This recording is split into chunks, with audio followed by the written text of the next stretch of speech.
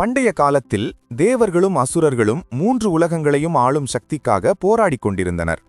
ஒருநாள் அகந்தையால் தேவர்கள் துர்வாச முனிவரை அவமதித்தனர்.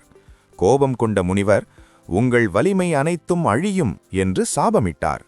அந்த சாபத்தின் விளைவாக தேவர்கள் தங்கள் சக்தி, ஆயுள், தைரியம் அனைத்தையும் இழந்தனர். இதை பயன்படுத்திக் கொண்ட அசுரர்கள் தேவர்களை தோற்கடித்து ஸ்வர்க்கத்தையே கைப்பற்றினர். தோல்வியுற்ற தேவர்கள் இந்திரனை முன்னிட்டு பார்க்கடலில் பள்ளி கொண்ட விஷ்ணு பகவானிடம் சரணடைந்தனர். அவர்களின் துயரை கேட்ட விஷ்ணு அமைதியாக சொன்னார், பார்க்கடலை கடைந்தால் அமுதம் கிடைக்கும், அதை குடித்தால் உங்கள் இழந்த சக்தி மீண்டும் வரும்.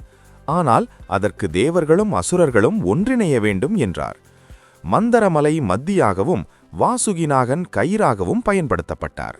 தேவர்கள் வால் பகுதியையும் அசுரர்கள் தலைப்பகுதியையும் பிடித்து கடையத் தொடங்கினர். ஆனால் மந்தரமலை கடலுக்குள் மூழ்கத் தொடங்கியது. உடனே விஷ்ணு கூர்மா அவதாரம் எடுத்து ஆமையாக மலைக்கு ஆதாரமாக நின்றார்.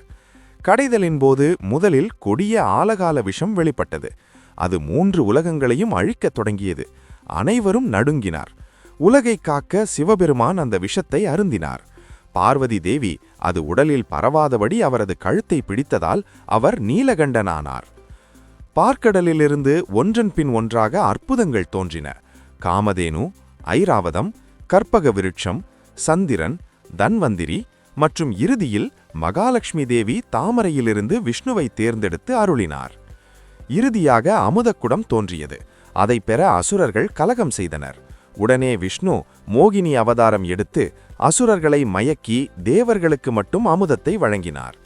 அமுதம் குடித்த தேவர்கள் மீண்டும் சக்தி பெற்றனர். அசுரர்கள் தோற்கடிக்கப்பட்டனர்.